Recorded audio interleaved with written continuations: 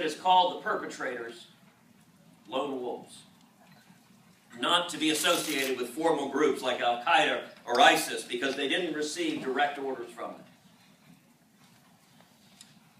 They investigate any suspects, but they ignore the reality that our nation is under attack. What America needs today, just as we needed in the late 1970s, is first a firm resolve to always protect Americans' freedom here at home. Freedom that has made this the greatest nation on the face of the planet. But second, we need moral clarity that starts with defining the enemy. And third, we restore America's leadership in the world through a position of strength. How do we do that? First, we protect Americans' freedoms here at home. Americans no longer feel safe in their schools, their workplaces, their cities. This should not be the new standard. This is not the new norm. Heidi and I have two precious little girls, Caroline and Catherine. They are 7 and 5. Every time I pick them up, every time I hold them in my arms, I want them to be confident that they are protected and far from any harm. And a safe America starts with a secure America. It is beyond time now to secure our border. When terrorists can simply swim across the Rio Grande, we are daring them to make this journey. When 40% of illegal immigration in our country comes from visa overstays, we are inviting evil actors to game our system, as was the case with one of the 9/11 hijackers. And when we are opening up our countries to thousands of refugees from regions filled with terrorists, terrorists with the express intent to kill us, our immigration policy ceases to be merely an economic or social question. Border security is national security. We need a president with the political will to secure the border once and for all. And I have outlined a detailed immigration plan to do just that. It includes finally completing all 700 miles of the wall mandated by federal law that the Obama administration refuses to build. Tripling the Border Patrol. Increasing fourfold the fixed-wing and rotary-wing aircraft to monitor the border and direct boots on the ground where attempted incursions occur. Finishing the biometric exit-entry system for our visas, again mandated by federal law, again ignored by the Obama administration. And putting in place a strong E-Verify system. It includes deporting criminal illegal aliens. It includes ending welfare benefits for those here illegally, and it includes ending the indefensible practice of catch and release. I've also introduced legislation in the Senate to halt our refugee program from those coming from terror-ridden countries, in Syria in particular. There is no question that the humanitarian disaster is horrific. Millions of people have been displaced by the savage violence. Millions are now living in camps that place severe strain on the resources of our allies.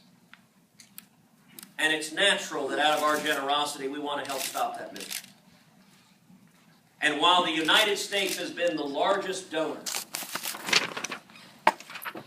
to the refugee cause by a factor of 10, giving $1.2 billion of taxpayer funds, 10 times what any other nation has contributed,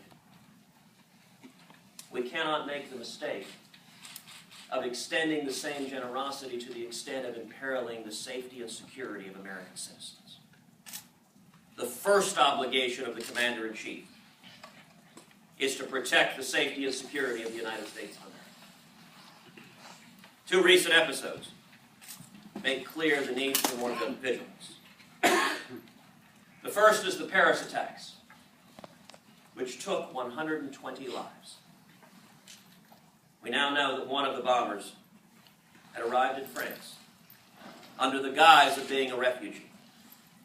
It only takes one in a sea of millions to destroy our safety and to take unknown numbers of innocent lives. The second instance is fresh in the minds and hearts of people across our country. Just over a week ago, a Muslim couple who had pledged their support to ISIS murdered 14 Americans in San Bernardino. The woman, Hashfeen Malik, came to this country on a fiancé visa.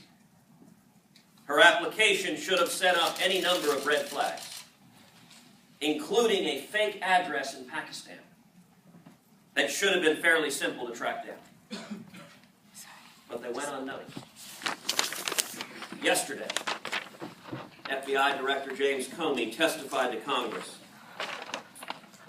that the two terrorists had been in contact online before she came to the country and had discussed martyrdom and jihad. This appears not to be a love story between two young pious Muslims, but rather the deliberate infiltration by an enemy of America who came here to plot and carry out a terrorist attack on our citizens. This must stop. Now, I will also note, there are some on both the right and the left who want to exploit the current crisis by calling on Americans to surrender our constitutional liberties as the only way to ensure our safety.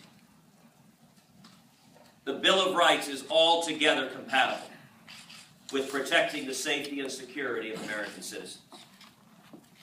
On the right, there are some who have called for resurrecting the government's bulk data collection that existed under the Patriot Act. More data from millions of law-abiding Americans is not always better data. Hoarding tens of billions of records of ordinary citizens, it didn't stop Fort Hood. It didn't stop Boston. It didn't stop Chattanooga. It didn't stop Garland. And it failed to detect the San Bernardino plot.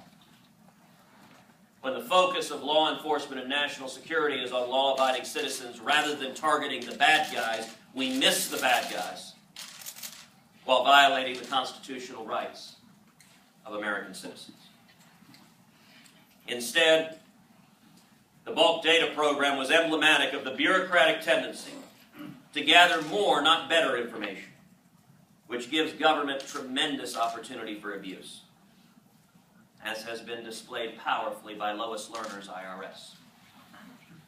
Like the fable of the scorpion and the frog, government will do what is in its nature, amass power at the expense of the people. This week, we commemorated the 74th anniversary of Pearl Harbor. Let it be a reminder that it is often not a lack of intelligence, but a lack of perception.